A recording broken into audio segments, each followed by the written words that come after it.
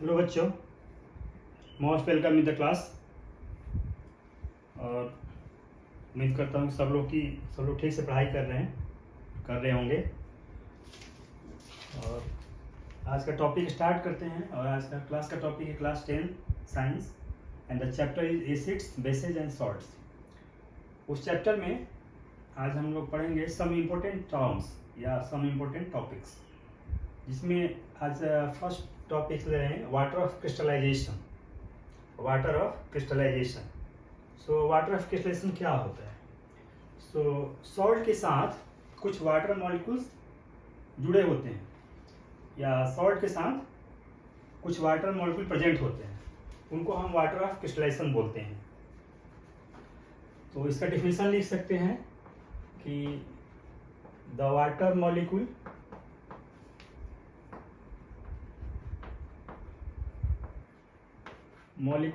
molecules present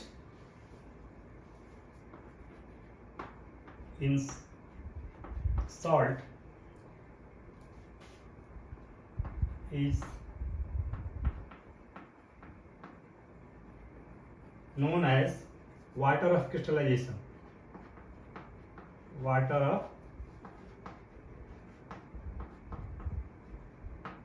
crystallization. जैसे कि example के लिए copper sulphate 5H2, copper sulphate 5H2 या कॉपर सल्फेट पेंटाहाइड्रेट, इसको ब्लू विट्रियोल भी बोलते हैं। ब्लू विट्रियोल बोलते हैं। और इस पूरे सॉल्ट को बोलते हैं हाइड्रेटेड सॉल्ट। हाइड्रेटेड सॉल्ट क्योंकि इसका साथ water molecule 5 moles of water molecule जुड़ा हुआ है। और इसको बोलते हैं water of crystallisation. Water of crystallisation यानी कि सिंगल फार्मूला यूनिट, यानी कि वन फार्मूला यूनिट के साथ जो वाटर मॉलिक्यूल जुड़ा होता है उसको वाटर ऑफ क्रिस्टलाइजेशन बोलते हैं। यहाँ पे कॉपर सल्फेट के यहाँ पे 1 मोल है कॉपर सल्फेट का, उसके साथ 5 मोल्स ऑफ वाटर मॉलिक्यूल जुड़ा हुआ है। तो इसका कॉपर सल्फेट के साथ बोलेंगे कि यहाँ पे वाटर ऑफ क्रिस्टलाइजेशन 5 है, यानी कि कॉपर सल्फेट के साथ 5 मोल्स ऑफ वाटर मॉलिक्यूल जुड़ा हुआ है। और ये कॉपर सल्फेट ब्लू कलर का होता है, ब्लू होता है। जब इसको हीट कर देते हैं, गर्म कर देते हैं, तो ये वाटर मॉलिक्यूल बाहर होता है, उड़ जाता है और हमें मिलता है कॉपर सल्फेट। इसको बोलते हैं एनहाइड्रस, यानी कि इसमें वाटर निकल जाता है, इसको बोलते हैं एनहाइड्रस, यानी कि वहाँ पे वाटर नहीं है, यहाँ पे वाटर है इसलिए इसको बोलते हैं हाइड्रेटेड सॉल्ट। यहाँ पे कॉपर सल्फेट एनहाइड्रस और इसका कलर होता है व्हाइट। इसका कलर होता है व्हाइट, यानी कि ब्लू से व्हाइट हो जाता है। अगेन यदि हम कॉपर सल्फेट को यहाँ पे हाइड्रेटेड कर दें, यानी कि वो इसको वाटर से रिएक्शन करा दें, तो अगेन फिर ये कॉपर सल्फेट एंड 5H2O यानी ब्लू विट्रियोल में कन्वर्ट हो जाता है। तो इस तरह से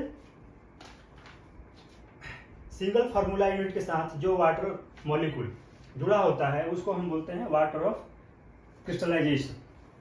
और इसको बोलते हैं, जब वाटर के साथ ये फार्मूला होता है या सॉल्ट होता है तो इसको बोलते हैं हाइड्रेटेड सॉल्ट। लेकिन जब इसको हीट कर देते हैं तो यहाँ से वाटर मॉलिक्यूल निकल जाता है और जो सॉल्ट बचता है उसको बोलते हैं anhydrous salt.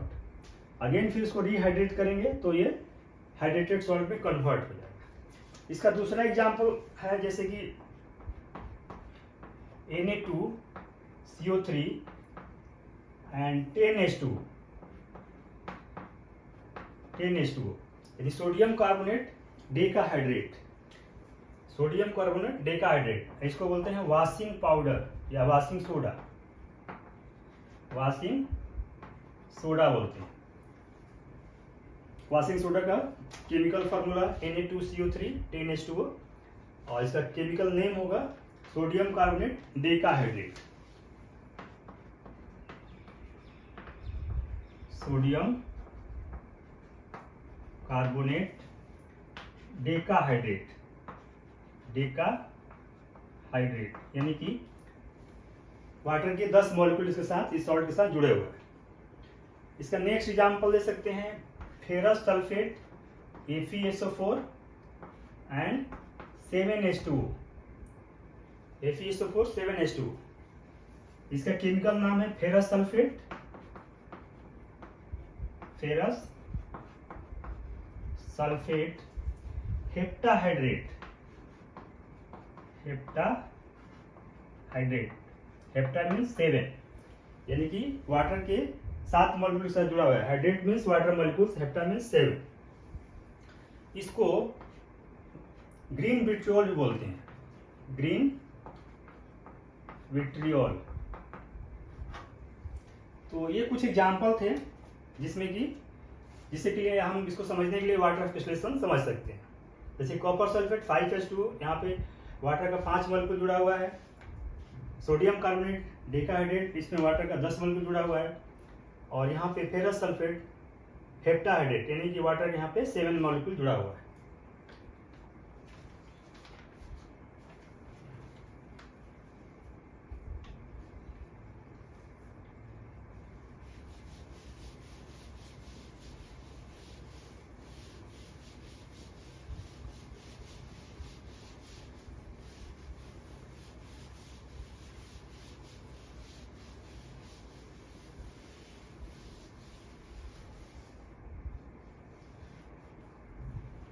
The next term is acid. Acids. इसी से हम लोग पहले पढ़ चुके हैं। इसको लिखते हैं विस्टर्स,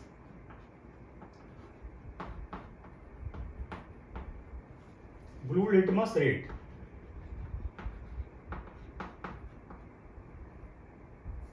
विस्टर्स ब्लू लिटमस रेड, यानी कि जो ब्लू लिटमस को रेड कर देता है वो एसिड होता है। एसिड विस्टर्स blue litmus red. It is sour in taste, यानी कि स्वाद में ये खट्टा होता है। It is sour in taste. लेकिन यदि रेड लिटमस को क्या करेगा, यदि एसिड में रेड लिटमस डालेंगे, ये ब्लू को रेड कर देता है, लेकिन रेड लिटमस को जब इसमें डालेंगे तो रेड लिटमस में कोई चेंज नहीं होगा। एसिड में यदि रेड लिटमस डालेंगे तो red litmus as it is हो जाएगा, उसमें कोई चेंज नहीं होगा। Then bases, which turns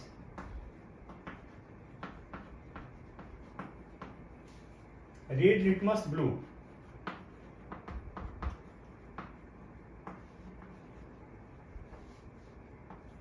It is bitter in taste, यानी टेस्ट में bitter होता है, तीखा होता है। It is bitter in taste। और यदि बेस में ब्लू लिटमस डालेंगे तो उस पर कोई चेंज नहीं होगा, यानी उसका कलर चेंज नहीं होगा, एज इट इज है, ब्लू ही रह जाएगा। लेकिन यदि रेड लिटमस डालेंगे और बेस होगा तो उस रेड लिटमस को ब्लू कर देगा।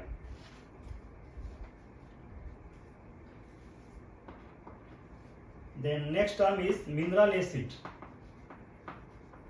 मिनरल एसिड्स, दो acids which are prepared from the minerals, उसको मिनरल एसिड बोलते हैं। जैसे for example H2SO4 sulphuric acid, HCl hydrochloric acid और HNO3 nitric acid. These are the mineral acids, क्योंकि ये मिनरल से बनते हैं। मिनरल्स लाइक सल्फेट, क्लोराइड या नाइट्रेट से बनते हैं, इसलिए इसको मिनरल एसिड बोलते हैं। दो acids which are prepared from the minerals are called mineral acids, like sulfuric acid H2SO4, hydrochloric acid HCl या nitric acid HNO3। then next term is organic acid। organic acids, those acids which are prepared from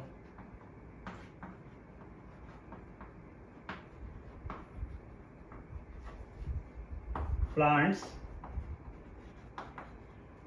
and animals, plants and animals, those acids which are prepared from plants and animals.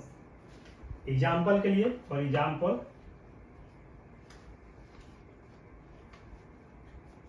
Citric acid, ascorbic acid,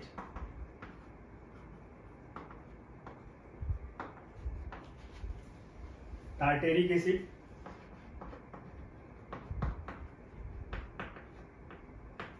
tartaric acid, lactic acid, acetic acid.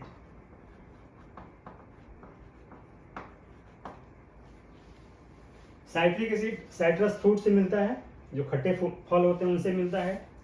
Ascorbic acid भी खट्टे फल से मिलता है। Tartaric acid, lactic acid milk से आता है, और एसिटिक एसिड मिल्क यानी कि एनिमल से आता है, और एसिटिक एसिड ये एंड से आता है। So those acids which are prepared from plants and animals, वैसे एसिड जो प्लांट्स या एनिमल से बनाए जाते हैं, निकाले जाते हैं, उनको हम ऑर्गेनिक एसिड करते हैं। Those acids which are prepared from the minerals like sulphate, chloride या नाइट्रेट, उसको हम मिनरल एसिड बोलते हैं, लाइक H2SO4, HCl या HNO3।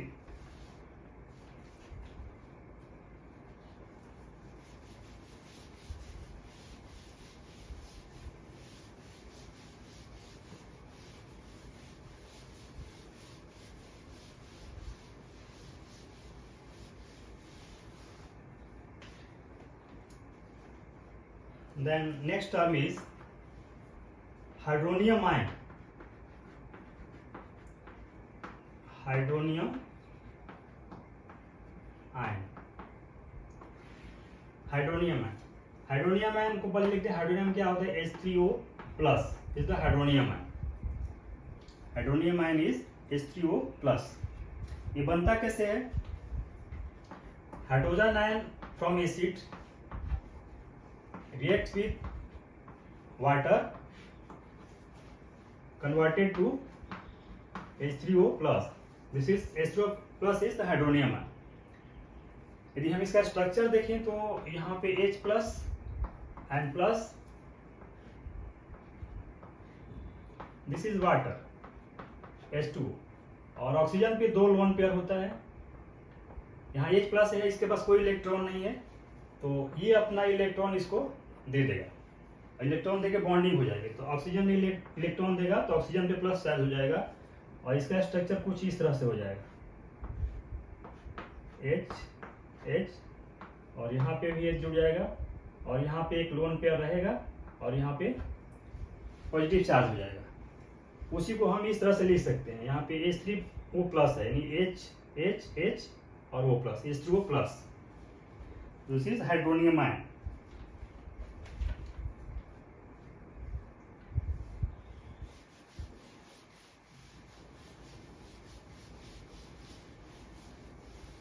और हाइड्रोनियम आयन इसलिए बनता है क्योंकि जो हाइड्रोजन एसिड से जो हाइड्रोजन आयन निकलता है ये अनस्टेबल होता है, इसलिए स्टेबिलिटी के लिए हाइड्रोजन आयन वाटर से रिएक्शन करके हाइड्रोनियम आयन में कन्वर्ट हो जाता है।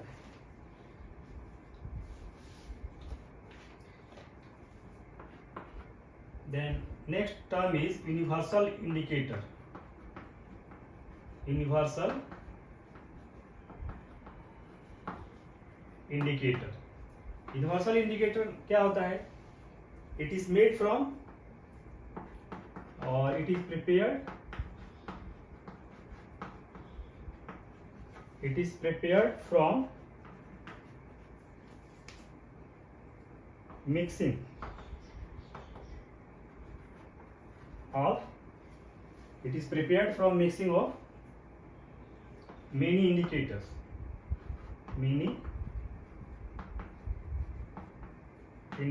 यानी बहुत सारे इंडिकेटर्स के मिलाने से यूनिवर्सल इंडिकेटर बनता है। इसका फायदा क्या है? यूनिवर्सल इंडिकेटर में जो बनता है उसमें एक उस इंडिकेटर के साथ एक स्ट्रिप आती है, और उस स्ट्रिप में पीएच के अकॉर्डिंग सारे उसमें मार्क लगे होते हैं, यानी उसमें कलर इंडिकेट होते हैं। जैसे कि 1, 2, 3 इस तरह से पीएच में अप टू 14 इंडिकेटर होता है। तो जिस सोल्यूशन का हमें पीएच लेना होता है उस सोल्यूशन में यदि हम स्ट्रिप डालते हैं और उस स्ट्रिप का कलर मान लीजिए कि रेड हो जाता है, रेड हो जाता है और रेड पे देख रहे हैं कि वहाँ पे 4 लिखा है, तो इसका मतलब है कि उस सोल्यूशन का पीएच 4 है, उस सोल्यूशन का पीएच 4 है। तो यूनिवर्सल इंडिकेटर क्या करता है कि ये भी बताता है कि उस सोल्यूशन का पीएच कितना है, और पीएच वैल्यू जानने के बाद हम ये पता लगा सकते हैं कि वो सोल्यूशन एसिडिक है, बेसिक है या न्यूट्रल है।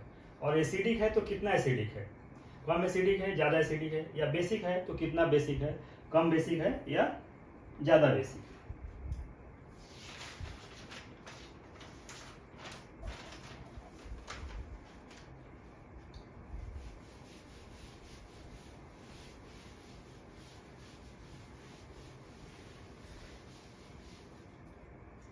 Then the next term is strong acid. Strong acids. Example के लिए मिनरल एसिड्स या strong acid like H2SO4, HCl या HNO3, sulphuric acid, hydrochloric acid या नाइट्रिक एसिड, ये स्ट्रॉन्ग एसिड्स कहे जाते हैं। ये मिनरल एसिड्स हैं, स्ट्रॉन्ग एसिड्स। इसको स्ट्रॉन्ग एसिड इसलिए बोलते हैं कि जैसे कि HCl है, HCl को यदि वाटर में डिजोल्व करेंगे तो ये hydrogen ion plus chloride ion में कन्वर्ट हो जाएगा और कंप्लीट कन्वर्ट हो जाएगा। यानी HCl ये कह सकते हैं कि अनडिसोसिएटेड है, अनआयोनाइज्ड है, यहाँ पे HCl फॉर्म में है और यहाँ पे डिसोसिएट हो जाता है, यहाँ पे कह सकते हैं कि डिसोसिएशन होता है। डिसोसिएशन के बाद ये अपने आयंस में टूट जाता है, अपने आयंस में कन्वर्ट हो जाता है। तो स्ट्रॉन्ग एसिड केस में कंप्लीट डिसोसिएशन होता है, यानी कि यदि प्रोडक्ट साइड में कोई भी, या कह सकते हैं कि ओवरऑल सॉल्यूशन में कोई भी HCl फॉर्म में नहीं बचेगा। या यदि हम इसको और थोड़ा सा क्लियर करें तो जैसे मान लें कि 100 मोल से यदि हमने HCl लिया है और इसको वाटर में डिजोल्व कर दिया है, तो देख रहे हैं कि यहाँ पे 1 मोल लिया है तो 1 मोल H प्लस आयन और 1 ही मोल क्लोराइड है। तो उस तरह से यहाँ पे 100 लेंगे तो यहाँ कह सकते हैं कि 100 H plus ion and plus 100 chloride ion होगा। यहाँ पे देख रहे हैं कंप्लीट डिसोसिएशन हो रहा है, यानी कि कोई भी मॉलिक्यूल्स या कोई भी मोल्स HCl का अनडिसोसिएटेड नहीं है, यानी कि ऐसा नहीं है कि कोई मॉलिक्यूल टूटा नहीं है, सारे 100 के 100 मॉलिक्यूल्स टूट के 100 H प्लस आयन और 100 क्लोराइड आयन में कन्वर्ट हो जाता है। तो इस तरह के एसिड को हम कहते हैं स्ट्रॉन्ग एसिड, इस तरह के एसिड को बोलते हैं स्ट्रॉन्ग एसिड।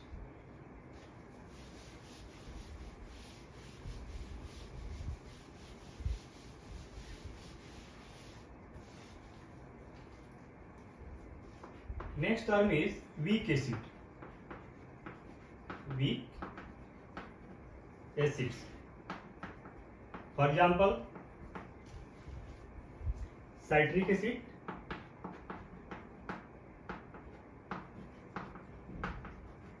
या एसिटिक एसिड,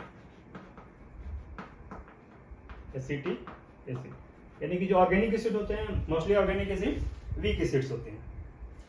तो वीक एसिड क्या होते हैं कि ये कंप्लीट डिसोसिएट नहीं होते हैं, यदि हम इसको वाटर में डिजोल्व करें तो कंप्लीट डिसोसिएशन नहीं होगा। जैसे कि एग्जांपल के लिए एसिटिक एसिड, एसिटिक एसिड का फॉर्मूला होता है CH3COOH। यदि इसको वाटर में डिजोल्व कर दें तो यहाँ पे देखेंगे कि एसिटेट आयन CH3COO माइनस और प्लस H प्लस इसमें कन्वर्ट हो जाता है, इसमें टूट जाता है।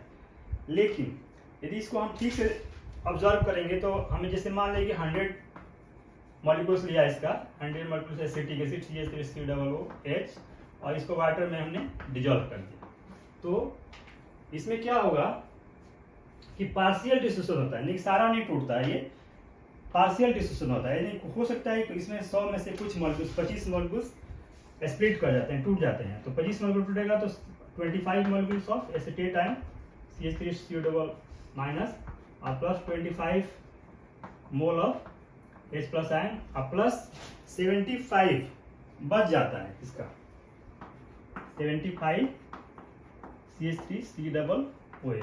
ये स्प्लिट नहीं होता, ये नहीं टूटता है। तो यहाँ पे देख रहे हैं कि यहाँ पे 25 मॉलिक्यूल तो टूट गया इसका, लेकिन 75 मॉलिक्यूल एज इट इज रह गया, यानी कि वो एसिटिक एसिड के फॉर्म में ही रह गया। तो इस तरह के एसिड्स को हम बोलते हैं वीक एसिड, जहाँ पे कि जो डिसोसिएशन होता है वो कंप्लीट नहीं होता है, बल्कि पार्शियल डिसोसिएशन होता है, या कसम पार्शियल आयोनाइजेशन होता है।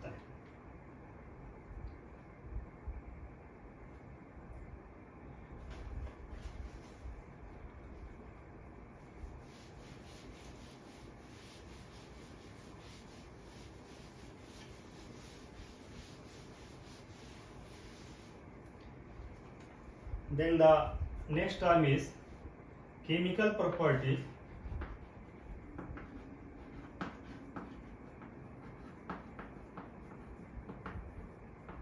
of acids. Chemical properties of acids. तो acids react with active metal या metal, it is converted to salt plus hydrogen gas. इसका नेक्स्ट प्रॉपर्टी है कि acid plus metal carbonate, acid plus metal carbonate, तो ये salt में convert हो जाएगा, salt plus CO2 and plus water molecule में कन्वर्ट हो जाएगा। उस तरह से इसका थर्ड प्रॉपर्टी है कि acid plus metal hydrogen carbonate, metal hydrogen carbonate, ये भी रिएक्शन करके बनाता है salt plus CO2 and plus water. इसका फोर्थ प्रॉपर्टी है कि एसिड प्लस बेस, ये हमने बताया भी था, एसिड प्लस बेस रिएक्ट करके सॉल्ट बनाता है और प्लस वाटर बनाता है, और इस रिएक्शन को न्यूट्रलाइजेशन रिएक्शन भी बोलते हैं कि एसिड बेस न्यूट्रल होकर न्यूट्रलाइज होकर सॉल्ट बना देता है, इसलिए इस रिएक्शन को हम न्यूट्रलाइजेशन रिएक्शन भी कहते हैं।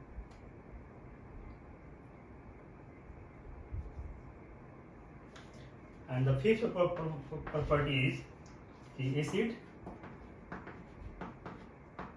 react with metal oxide, reacts with metal oxide, तो इसमें भी सॉल्ट बनता है और वाटर बनता है, salt plus water produces. So these are some chemical properties of acids. Acid plus metal, and acid reacts with metal gives salt and hydrogen gas. Acid reacts with metal carbonate gives salt, carbon dioxide and water. Acid reacts with metal hydrogen carbonate converted to salt, carbon dioxide and water. Acid reacts with base converted to salt and water, and this reaction is called neutralization reaction, क्योंकि acid और base neutralise होके salt में convert होते हैं। Then acid reacts with metal oxide converted to salt and water.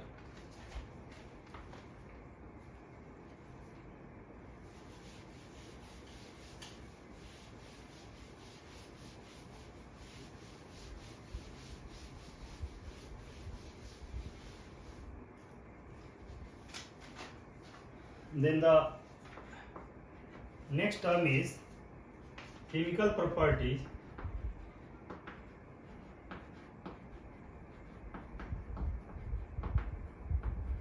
of bases, chemical property of bases। तो इसका first property कि base reacts with metal like zinc, aluminum, etc.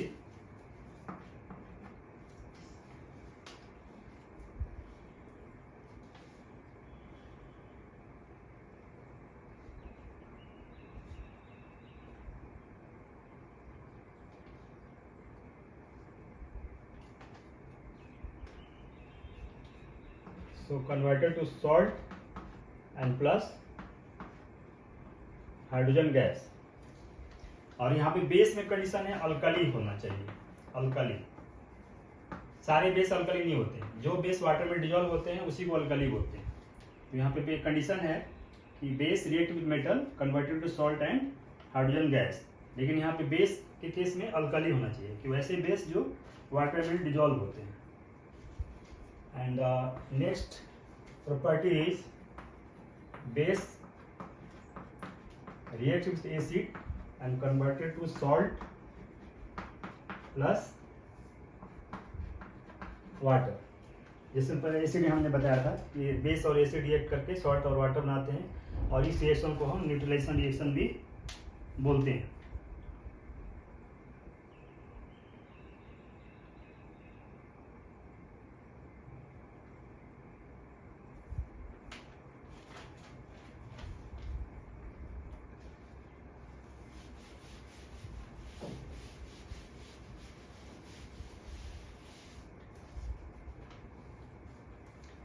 Then next terms is indicator या indicators।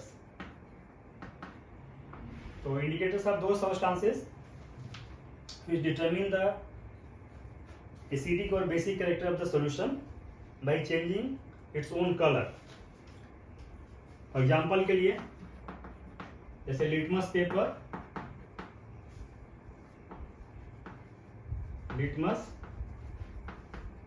Paper, फेनोप्थलीन,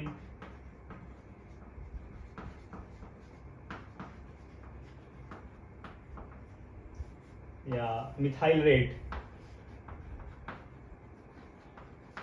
ये indicators है। सो दो substances which determines the acidic or basic properties of solution by changing its own color। तो जैसे मान लीजिए फेनोप्थलीन लेते हैं, फेनोप्थलीन, और दो बीकर है,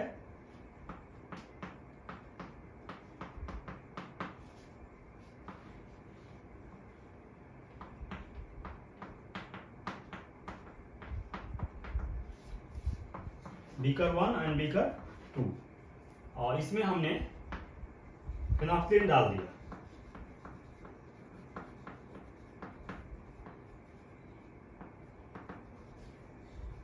एक या दो ड्रॉप, इसमें भी हमने फेनोप्थलीन डाल दिया।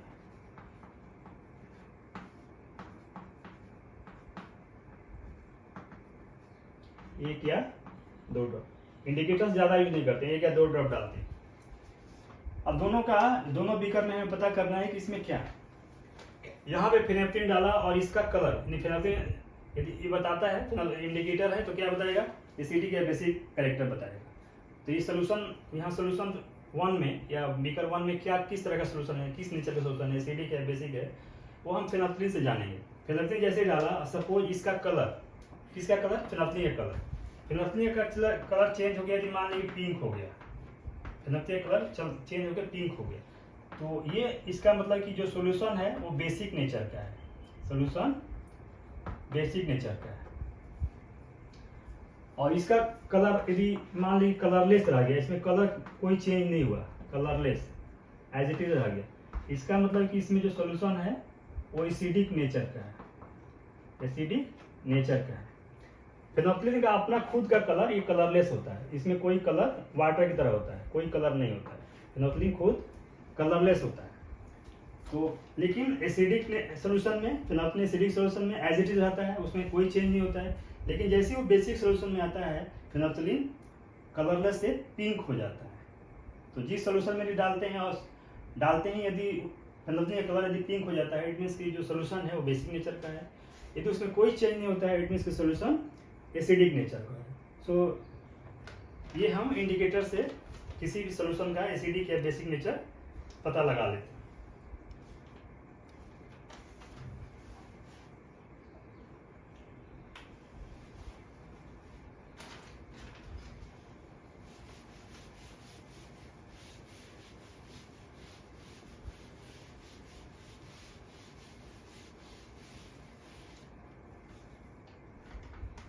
Then next term is pH scale pH scale. सो जैसा कि हमने इन्वर्सल इंडिकेटर में बताया था कि pH 1 से लेकर 14 तक होता है, तो pH के जो रेंज होता है pH का वो होता है 1 से लेके 14 तक। और न्यूट्रल सॉल्यूशन यदि होगा, neutral solution, neutral solution pH equal to 7.0 के आसपास होता है। और एसिडिक सॉल्यूशन होगा तो इसका pH जो होता है एसिडिक सॉल्यूशन का इज लेस देन 7.0। और यदि बेसिक सॉल्यूशन होगा तो बेसिक सॉल्यूशन होगा तो उसका pH होगा ग्रेटर देन 7.0। यानी न्यूट्रल सॉल्यूशन होगा तो pH 7 के आसपास होगा, यानी कह सकते pH 7 होगा। एसिडिक सॉल्यूशन होगा तो pH इज लेस देन 7.0 और बेसिक सॉल्यूशन होगा तो pH इज ग्रेटर देन 7.0। अब pH कैसे निकालते हैं कि pH equal negative log of hydrogen ion concentration या फिर negative log of hydronium ion concentration, क्योंकि जो H प्लस आयन है अनस्टेबल होता है, इसलिए वाटर से रिएक्शन करके हाइड्रोनियम आयन में कन्वर्ट होता है। तो pH equal negative log of hydrogen ion concentration या pH equal negative log of hydronium ion concentration. और जो हाइड्रोजन आयन कंसंट्रेशन होता है H प्लस आयन कंसंट्रेशन, इस तरह से इसको लिखते हैं इन मोल पर लीटर, मोल पर litre. The concentration of hydrogen ion unit is mole पर लीटर।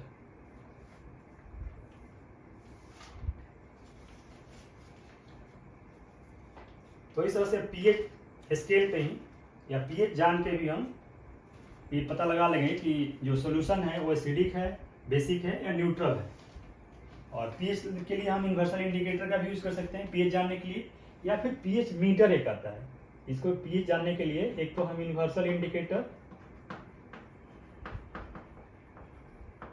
का यूज कर सकते हैं, इससे थोड़ा सा रफली पता चलता है। और दूसरा होता है pH मीटर। pH मीटर एक इंस्ट्रूमेंट आता है जिससे हम एग्जैक्टली पता कर ले कि pH कितना है। तो उस pH के जानने के बाद हमें पता लगा लेंगे सोल्यूशन का नेचर कैसा है, एसिडिक है, बेसिक है या न्यूट्रल।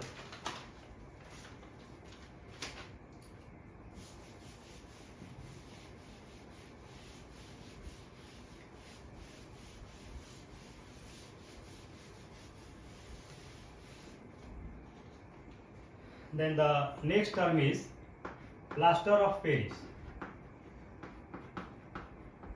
Plaster of Paris.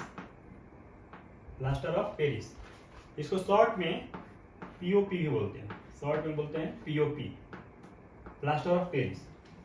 इसका केमिकल फार्मूला होता है calcium sulphate hemihydrate, hemi mean half, calcium sulphate hemihydrate, this is called plaster of Paris. और chemical formula is CaSO4 half H2O, जिसका केमिकल नाम होगा calcium sulphate hemihydrate, hemihydrate, calcium sulphate hemihydrate. ये white powder के form में होता है, white powder.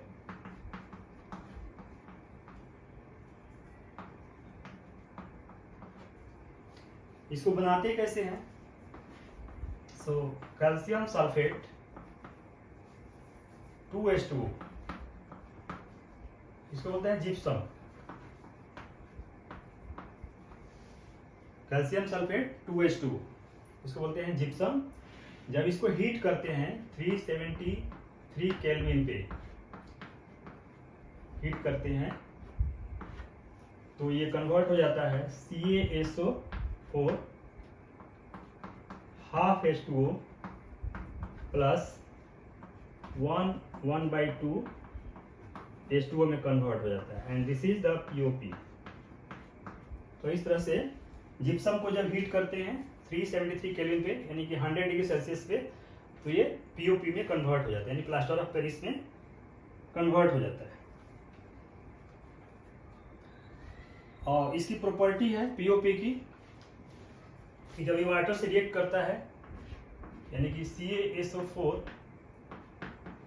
Half H2O, ये जब वाटर से रिएक्ट करता है यानी कि 1/2 H2O वाटर से रिएक्ट करता है तो अगेन फिर ये जिप्सम में कन्वर्ट हो जाता है यानी कि CaSO4 एंड 2 H2O में कन्वर्ट हो जाता है जिसको हम जिप्सम बोलते हैं।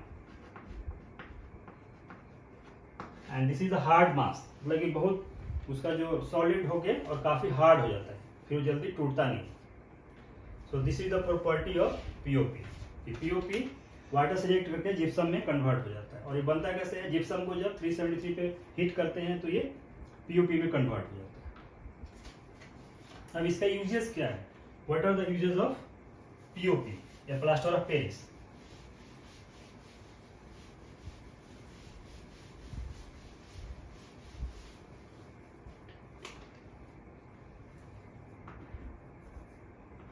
Uses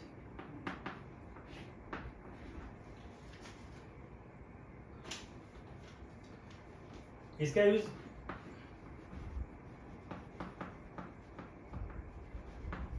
plastering of fractured bone, यदि किसी की हड्डी टूट जाती है तो उसको प्लास्टर करने में POP का यूज करते हैं, प्लास्टरिंग ऑफ फ्रैक्चर्ड बोन। इसका नेक्स्ट यूज है टू मेक स्टैच्यू, यानी मूर्ति बनाने में काम आता है। To make statues. इसका नेक्स्ट यूज है to make toys, to make toys, खिलौना बनाने में काम आता है। इसका next uses is as decorating material, as decorating material, यानी डेकोरेशन में काम आता है। घरों में आजकल POP लोग कराते हैं। सो POP का यूज है प्लास्टरिंग ऑफ फ्रैक्चर्ड बोन्स, यदि हड्डी टूट जाती है तो प्लास्टर में काम आता है। टू मेक स्टैच्यू, मूर्ति बनाने में काम आता है। To make toys and as decorating material. So these are some uses of POP। तो इस तरह से कुछ इंपॉर्टेंट पॉइंट्स थे जो हमने आपको बताया। उम्मीद करता हूँ कि आप लोगों को ठीक समझ में आया होगा। तो आज क्लास यहीं समाप्त करते हैं। ध्यान से देखने और सुनने के लिए थैंक यू वेरी मच।